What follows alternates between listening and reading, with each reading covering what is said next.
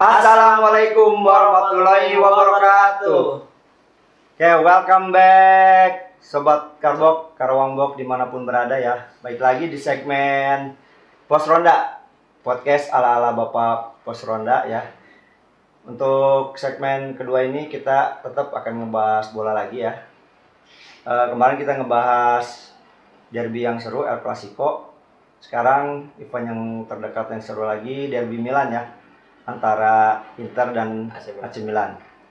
Kayak di sebelah saya ini kebetulan dua-duanya adalah pendukung Milan ya. Yang di tengah Internisti, ini Bapak Adit Milanisti. Oke, saya memberi kesempatan kepada Bapak yang di tengah ini. Silakan memperkenalkan diri.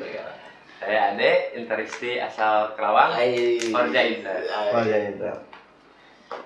Aku Adit, Milanisti dari Bekasi aslinya sih. Sempre Milan. Sempre Milan. Oke, untuk pertandingan derby Milan itu selalu seru ya, selalu penuh dengan persaingan. Jadi antara sama-sama klub di kota Milan itu saling adu gengsi ya, karena syarat penuh dengan sejarah gitu. Oke, bisa diceritakan Pak Ade, kenapa derby Milan itu selalu tensinya tinggi? Ya, yang sepengetahuan Anda aja bisa ceritakan. Ya, derby Inter lawan Milan itu emang selalu seru untuk dibahas ya. Dari tahun-tahun terlebih dahulu, kadang kita bisa lihat juga dari semifinal, perempat final Liga Champions itu tensinya lumayan panas sampai di stop untuk pertandingan dan akhirnya dimenangkan WO oleh Milan. Dan yang terakhir kita melihat antara Lukaku sama Ibrahimovic. Nah, yang paling terakhir itu sebelum Lukaku pindah ke Chelsea. Itu 2021 ya? Ya, baru kemarin lah. Oke. Nah, tadi yang dibahas sama Pak Ade, saya mau menyinggung itu waktu tahun berapa sih? 2005 ya? Iya, saya masih ingat, saya waktu itu masih SMA. Itu sebetulnya ada hal yang membingungkan gitu. Ya, kita bisa mau diputar videonya. Bisa dijelaskan Pak Ade, ini kenapa sampai terjadi kerusuhan yang sangat fenomenal ini ya? Ini foto-fotonya sangat ikonik. Awalnya itu dari corner kick, kemudian Cambiaso menyundul bola dan masuk, tetapi dianulir oleh wasit. Nah, itu dianulirnya kenapa? Itu dikarenakan sebelum bola masuk Cambiaso dinyatakan melakukan pelanggaran kepada bek Milan. Ada dorongan. Tapi yang paling ironi itu yaitu ini Dida kena flare ya. Itu sangat bikin kesal gitu. Untuk Milanisti itu kesal ngelihat Dida. Untungnya nggak kenapa-napa ya, kayak gitu. Untungnya kenapa-napa. Nah, ini kelanjutannya gimana pertandingan ini? Di stop atau gimana? Di stop itu akhirnya di menit ke-73 sempat dimulai lagi. Nah, cuman kan kita bisa lihat dari video ini banyak kembang api yang masuk kan lebih banyak. Akhirnya di stop dan akhirnya Milan dinyatakan menang WO, Inter kalah 3-0. Ya total 5-0 lah ya. Ya total 5-0 berarti ya. Oke. Terus kalau ngelihat ini tadi juga disinggung persaingan dua Lord. Ya, dua Lord ini. Sebetulnya tahun kemarin betul-betul seru itu. Jadi saling mengklaim gitu ya, menguasai kota Milan itu bukan cuma klub, tapi ada Lord atau dewa-dewanya gitu. Satu Lukaku, yang satu lagi Ibra. Ini di video ini kita bisa ngelihat ini. Ini sampai adu omong ini ya. Iya. Ya kan ujungnya akhirnya Lukaku terkena sanksi, berupa denda. Sedangkan Ibra kalangan pertandingan kalau nggak salah ya. Tiga pertandingan atau satu pertandingan. Kena sanksi kena.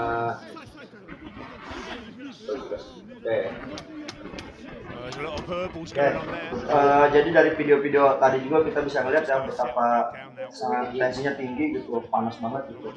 Bukan hanya penonton, tapi pemain-pemainnya juga gitu. Bahkan pelatih-pelatih juga mempunyai gengsi gitu untuk bisa memenangkan derby Milan ini. Nah, kalau ngebahas derby Milan nanti nih, sekarang kan pelatihnya ganti Inter ya, Simone Inzaghi ya, diganti, sebelumnya Conte. Kalau dari strategi atau formasi ada perubahan nggak, Kang Ade? Nah, kalau di sini kita bisa lihat cerdiknya Marotta ya, direktur Inter. Jadi dia mengganti pelatih dengan meneruskan sistem yang sudah ditanam oleh Conte. Inzaghi pun pakai formasi 3-5-2. Betul. Oh jadi nggak perubahannya nggak Nah, drastis. nggak signifikan.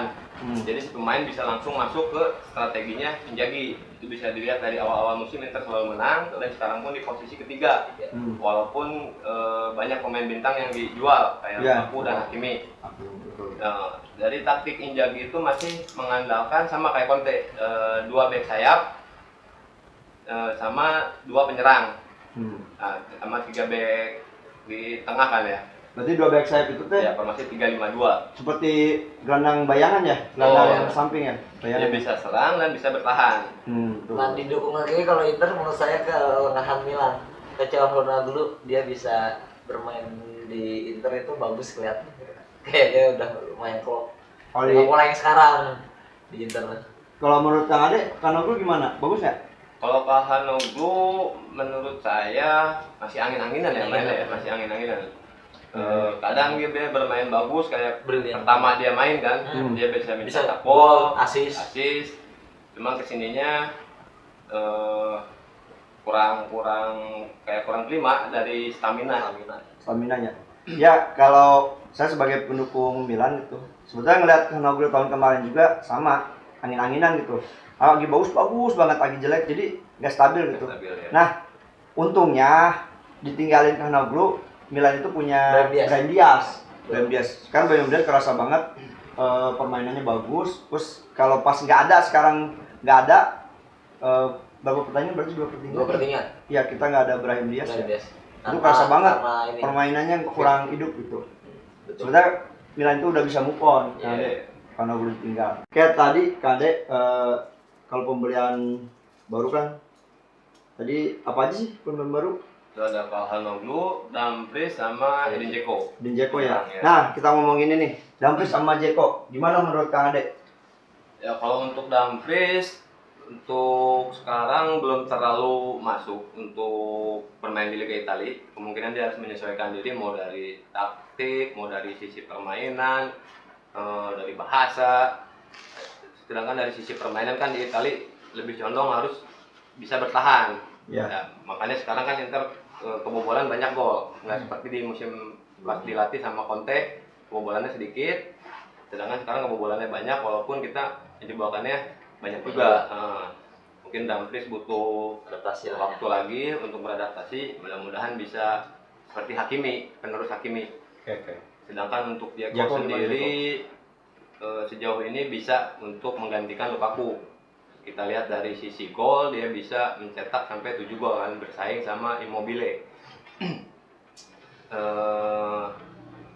Menurut saya Dzeko lebih ke tipikal striker pemantul karena dari postur tinggi badan, target mainnya sebenarnya tetap masih pakai Lautaro Martinez.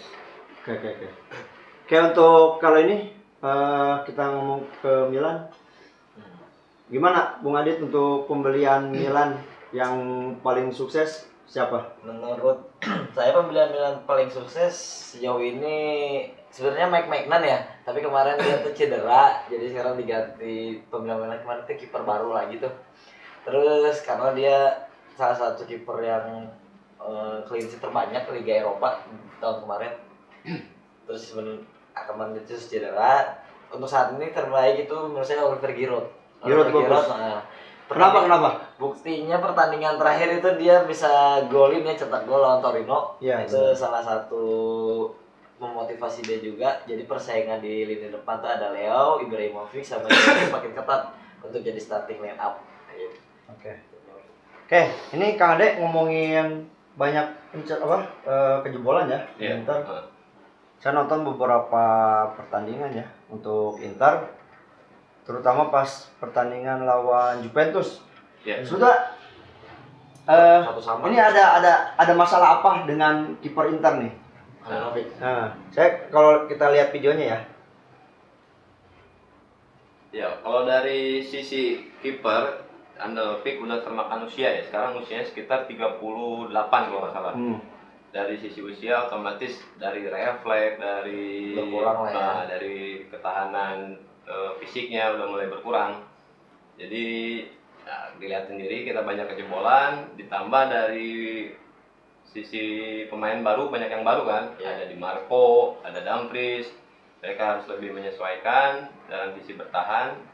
Tapi kalau dari sisi menyerang, menurut saya lebih enak ditonton sekarang dibanding dengan dilatih dengan Conte. Lebih ini ya. Lebih menyerang dia, Lebih menyerang. enak untuk ditonton lah untuk Inter sekarang. Kalau Conte itu lebih ke sisi bertahan, walaupun formasi sama, tapi dia menekankan untuk lebih bertahan. Berarti Handanovic kalau pas lawan Jupe sering lepas itu berarti faktor U ya? Ya, faktor usia. Berarti emang faktor usia, emang harus diganti itu. Nah, ganti. Nah, kalau Kang Ade jadi manajer, gantinya sama siapa? Kalau saya sih pengen kiper Milan ya. Enak aja. Soalnya kiper Milan saya lihat emang bagus. Kiper Iya, Milan bagus, bagus. betul. Emang bagus. Kita itu bisa move on. Walaupun Donnarumma pergi, kita digantikan sama Jadi saya kurang setuju dengan nama dolar rumah itu tuh mau mindsetnya Ya, uang aduh. Donnarumma. Sayang Oke, sekali. untuk pertandingan ini kan sebetulnya masih sebelum Derby Milan Ya, itu masih kan ada satu pertandingan lagi. lagi ya. Milan lawan Roma. Iya. Terus Inter lawan Indonesia. Udinese. Ya kita anggaplah bakal menang ya. Lawan Roma menang, Inter juga lawan Udinese menang. Nah, kita masuk ke prediksi. Kira-kira prediksi berapa nih? Menurut Kang Ade, menurut Kang Adit, nanti juga menurut saya juga ya. Kalau menurut saya tetap ya, karena saya Interisti, saya lebih mendukung Inter dengan skor tipis lah, paling 0-1 menang Inter. Itu karena apa? Kalau ngelihat dari sisi pertandingan, Milan itu lawan-lawannya sulit. Yang pertama dia harus lawan Roma, ketemu Roma. Di Liga Champions dia harus lawan Porto ya. Iya, Porto. Dan akhirnya main lawan Inter. Iya. Sedangkan kalau Inter sendiri ya relatif lebih ringan. Sama dia Udinese, terus lawan Sheriff, baru lawan Milan. Iya. Dari polisi, Pak. Mudah-mudahan ya dari polisi. Ya kalau menurut saya sih Inter yang menang dengan skor tipis 0-1. 0-1. Sama satu. Kalau Kang Adit, Saya Milan ya 2-1 lah. Milan 2-1 ya. Iya, Milan 2-1. Kalau saya sepertinya benar yang disebutkan sama Kang Ade ya. Tapi sangkawannya 1-0. Milan kecapean, terus emang nanti bakal lebih berambisi. Kan lawan Porto itu di kandang AC Milan. Pasti gengsi, dia akan mempertaruhkan segalanya supaya bisa menang. Kelelahan lawan Roma, lawan Porto, kemungkinan satu sama, seri sih. Menurut saya seri aja udah sebutnya aman, udah aman gitu. Menjaga klasemen lah supaya nggak terlalu jauh dengan Napoli gitu. Oke, menurut Kang Ade dan Kang Adit, untuk Derby Milan nanti pemain kuncinya siapa nih? Kalau dari Inter tetap dari sisi pemain tengah saya tetap ada Barella. Dia dari sisi menyerang maupun bertahan dia bagus. Apalagi duetkan dengan Brozovic. Nah, kalau menurut saya itu pemain kunci Inter ya jangan sampai dijual lagi lah sama Suning. Karena itu emang benar-benar pemain kunci di Inter tuh, pemain jenderal tengahnya tuh Barella sama Brozovic. Apalagi dia pemain muda lah ya, Ya. potensinya. Barella sama Brozovic. Kalau ini Kang Adit? Saya pemain kunci untuk pertandingan nanti saya pikir masih Sandro Tonali ya. Dia tuh bisa menempatkan posisi di playing midfielder mirip sama Pirlo. Kalau sekarang saya lihat itu dia posisi bisa di depan. Kalau bingung pemain bisa kasih ke Tonali sekarang. Saya untuk 3 pertandingan terakhir saya lihat Tonali bermain bagus banget. Tonali kalau lihat statistik stabil dia. Stabil ya? Nilainya Nggak terlalu jauh, 7,5. Iya. 7,5. Emang nggak pernah jelek banget, nggak istimewa, tapi istimewa. Makanya saya pikir nanti pemain kunci di Sandro Tonali. Untuk pemain penjebolnya masih Oliver Giroud saya pikir. Nah. Oke, kalau saya pemain kuncinya pasti Ibra. Ibra itu di Derby Milan semangatnya tinggi banget. Kemungkinan Ibra ngejebolin. Jadi skor 1 sama ini kemungkinan Dzeko sama Ibra masing-masing ngejebolin. Tapi yang paling ditakutin pertandingan Derby Milan itu adalah kiper Milan. Ini nggak tahu yang dipakai itu bakal Tatarusanu itu nggak tahu Mirante ya, yang baru itu. Nah itu yang paling ditakutin itu pada saat serangan balik dari Inter, Karena Inter kiper kewalahan. untuk pertandingan terakhir itu sayapnya sangat berbahaya, apalagi Lautaro Martinez kalau udah dari dia kan pemain lebih ke kidal, tapi dia posisinya dia ada di kanan. Iya. Jadinya ketika menyerang itu dia menusuk.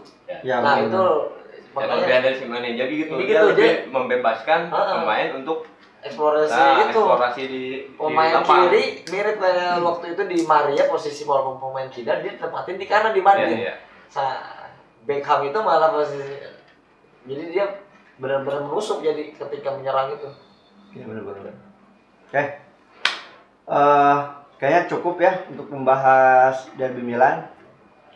Untuk penjelasan-penjelasannya juga cukup, prediksi udah disebutin tadi.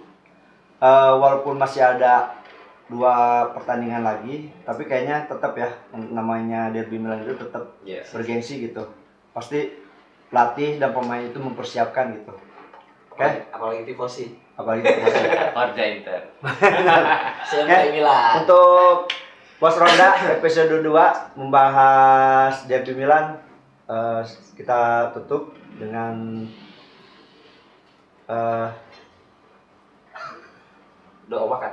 oke, kita ucapkan wassalamualaikum warahmatullahi wabarakatuh.